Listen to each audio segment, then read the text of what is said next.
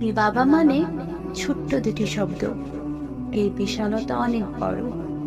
বাবা মানে যার হাত ধরে প্রথম হাঁটতে শেখা। বাবা মানে শত আবদারের এক অফুরন্ত ভাণ্ডার। বাবা মানে শত শাসনের পরেও এক নিবিড় ভালোবাসা। বাবা মানে নিজের সুখ ত্যাগ করে সন্তানের জন্য নিঃস্বার্থে পরিশ্রম করে যাওয়া। বাবা মানে শত অভাব অনটন থাকা সত্ত্বেও যে মানুষটি সন্তানদের অভাব আজও বুঝতে দেয় না।